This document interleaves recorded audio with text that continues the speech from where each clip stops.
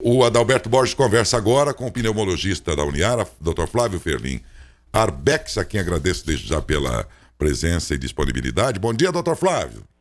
Bom dia, eu agradeço o convite, é um prazer estar aqui. Adalberto. Doutor, um abraço ao senhor, muito obrigado pela atenção, por nos atender aqui no Jornal das Saudades FM. A dúvida, doutor, é a dúvida da população do dia a dia, né? Aquela dúvida simples, mas que vale a pena a gente estar discutindo e informando bem a população para que fique atento aí com a nova vacina que está chegando aí para atender a todos nós. Uma das dúvidas, doutor, é que, na verdade, qual a pergunta que eles mais fazem? Se quem tem câncer, tem diabetes, algum tipo de doença cardíaca, pode ser vacinado? Existe alguma rejeição dessa vacina para essas pessoas, doutor? Então, acho que é importante a gente estar aqui para tirar essas dúvidas mesmo, né? É o que eu gosto de dizer. A gente não pode ter medo da vacina, a gente tem que ter medo da doença, né? A doença é a que mata, a vacina é a que vai salvar a gente. Então, esse grupo de pessoas, em algum momento, depois dos profissionais de saúde e dos idosos, eles vão entrar na fila de vacinação e devem sim ser vacinados. Esse é o grupo de pessoas, as pessoas que têm comorbidades, doenças graves, que a gente quer proteger mais. Doutor, é verdade que a vacina, essa vacina que fala do DNA, ele pode alterar o DNA da pessoa, principalmente essa vacina Coronavac? Não, principalmente a vacina Coronavac é que menos teria chance de alterar. Nenhuma vacina altera o nosso código genético, porque é um vírus, é um RNA, ele não consegue entrar no núcleo da nossa célula. Então isso é uma grande mentira que foi inventada, que ela pode alterar o nosso DNA, tá? Isso está prejudicando muito, é uma pergunta muito frequente que eu recebo, tá? Então não, isso não é verdade, tá? Mulheres grávidas, doutor, tem alguma restrição? Qualquer uma pode tomar? Como é que funciona? Então, por enquanto, crianças abaixo, essa vacina especificamente, abaixo de 18 anos, gestantes, puérperas, não estão no grupo indicado de tomar vacina. Mas aí eu gosto de dizer o seguinte, quanto mais as outras pessoas se vacinarem, mais a gente vai proteger as nossas grávidas, nossas puérperas e nossas crianças.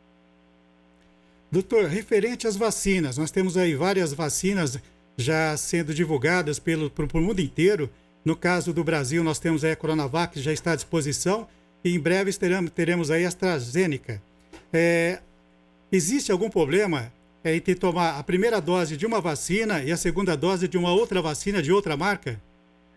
Então, na verdade, como essas vacinas vão ser entregues pelo SUS, pelo Programa Nacional de Imunização, a indicação é que você mantenha a mesma vacina, certo? Não tem muito sentido você tomar uma dose de uma vacina e depois a dose de outra nesse momento. Então vai ter que tomar a mesma dose da vacina. E como isso é oferecido vai ser oferecido pelo SUS, né? A gente vai ter esse controle. Em termos de porcentagem, doutor, quantos por cento da população precisam ser vacinados para que nós possamos voltar à vida normal, andar sem máscara pela rua, até mesmo voltar à aglomeração? Isso é uma pergunta muito importante, né? Porque a gente já cometeu o erro no final do ano de achar que a doença tinha acabado e agora a gente está vendo os números aumentarem. Com a vacinação vai ser a mesma coisa, vai demorar meses e meses até a gente conseguir vacinar um número suficiente de pessoas para a gente começar a analisar a queda no número de casos, a queda no número de internações e a queda no número de óbitos, para aí então, depois de meses e meses, a gente pode começar a pensar em voltar um pouco à vida normal. Existem efeitos colaterais da vacina, doutor, já detectados, ou ainda é cedo para falar a respeito desse assunto? O estudo, né, foram mais de 10 mil pessoas e os efeitos da vacina são aqueles efeitos colaterais comuns, né, dor no local de aplicação, às vezes uma mancha vermelha, febre. Ou seja, efeitos colaterais comuns em vacinas desse tipo, de vírus inativado, tá? Nada que chamou a atenção. Tá bom? Doutor, e falando de vacina, crianças podem tomar? Existe uma idade? A partir de que idade poderão tomar essa vacina? Então, essa vacina especificamente, o estudo dela foi com 18 anos. Mas existem outros estudos que estão sendo realizados no mundo, não só com essa vacina, mas com outras, com a população de crianças e adolescentes. Então, futuramente, provavelmente, teremos as indicações para crianças e adolescentes. E aí, de novo, quanto mais pessoas do grupo prioritários se vacinarem, mais eles vão se proteger e proteger esse grupo que ainda não está indicado a tomar a vacina. Há uma pergunta aqui de um ouvinte, Adalberto. Lupus? Como é que é? Há uma pergunta de ouvinte, doutor Flávio. Lupus, é isso, né, doutor? Se quem tem lupus terá restrição à vacina? Então, essas doenças autoimunes, né, elas estão sendo decididas a ordem que vão tomar a vacina. Por ser uma tecnologia de vírus vivo inativado, a indicação sim é tomar a vacina nesse grupo. É lógico que vai ter que ser discutido com o seu médico, tá? Mas, de novo, é uma doença grave que a gente quer proteger contra o coronavírus. Então, existe a indicação de tomar a vacina sim.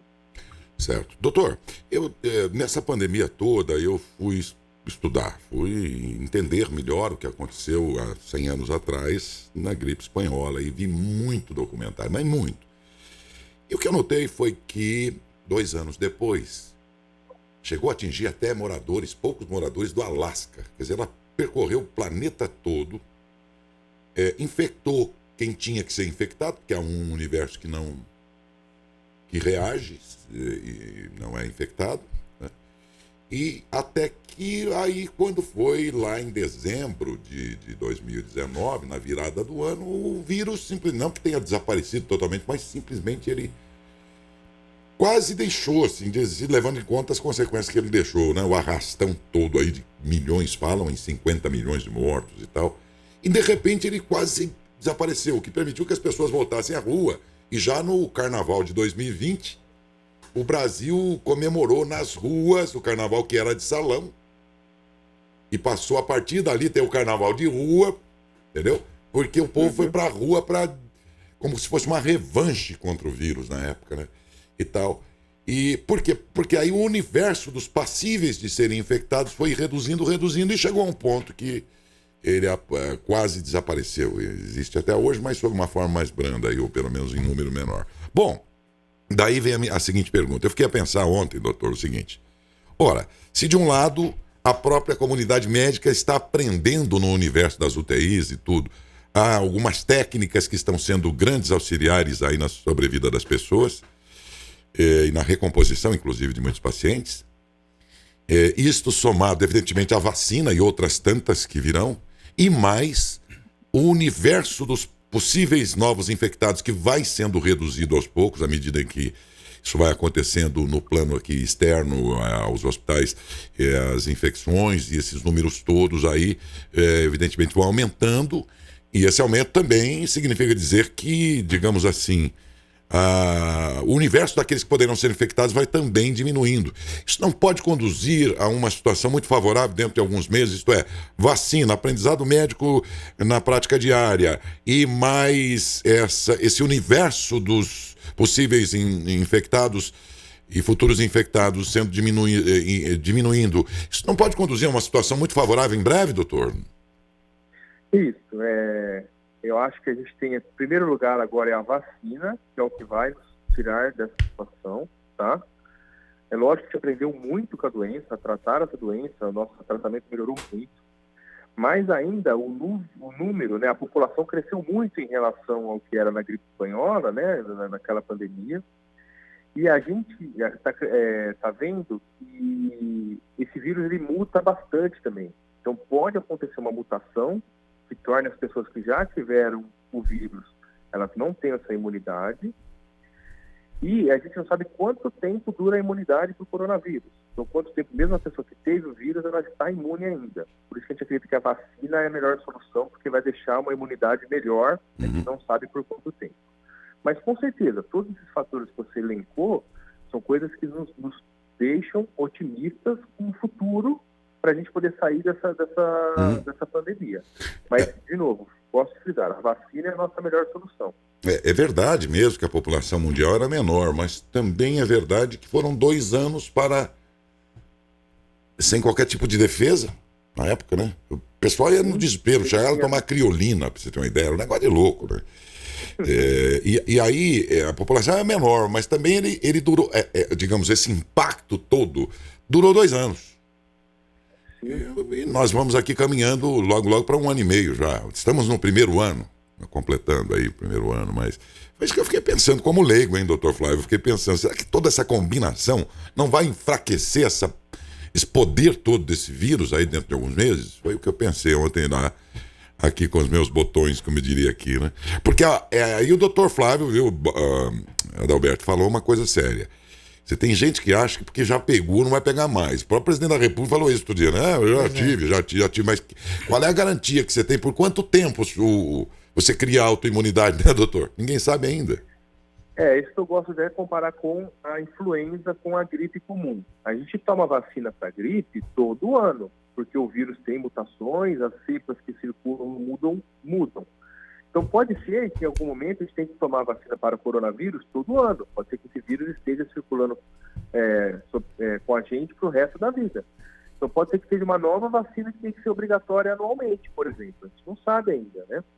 Então, só o tempo vai dizer como é que isso vai acontecer, tá? Então, de novo, a influenza é uma boa comparação, porque a gente tem que se vacinar todo ano contra a influenza. Nas funções todas, o Dr. Flávio entra nesse contexto na condição de pneumologista, não é?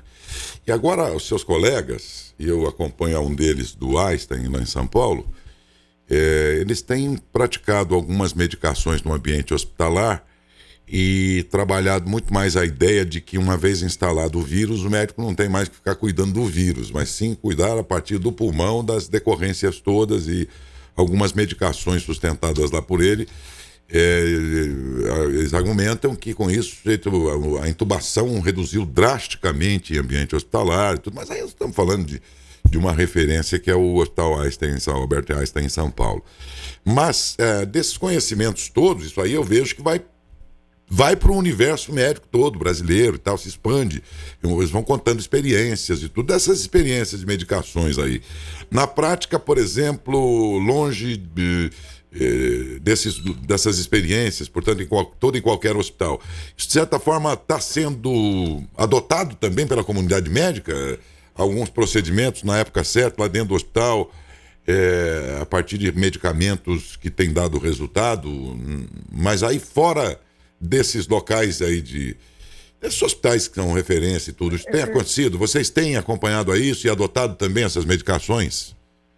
Eu acho assim, o protocolo, né, os protocolos que são instituídos no Einstein, no Sírio, na Inglaterra, nos Estados Unidos, são os mesmos que a gente adota aqui em Araraquara, tá? Então o conhecimento se difundiu, tá? Os estudos científicos estão aí publicados.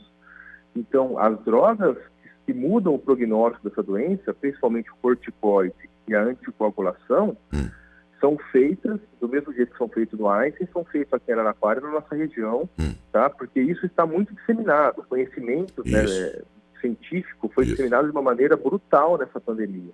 Então a gente estudou muito, a gente seguiu a ciência, aprendeu bastante e conseguiu instituir esses protocolos em todos os lugares. É de fácil acesso isso, tá? Então o nosso cuidado melhorou muito em relação a março. A gente aprendeu, começamos as drogas novas, os corticoides, anticoagulantes, cuidados com fisioterapia. Então nosso tratamento melhorou muito nesses meses. Eu estava acompanhando aqui, só não me vem aqui o nome do médico lá e tal, e ele falava para outros médicos e tal, o que está sendo feito lá. Daí a minha pergunta, falei, será que tudo isso está sendo disseminado? E o senhor disse que sim, né? Que os médicos estão todos trocando informações.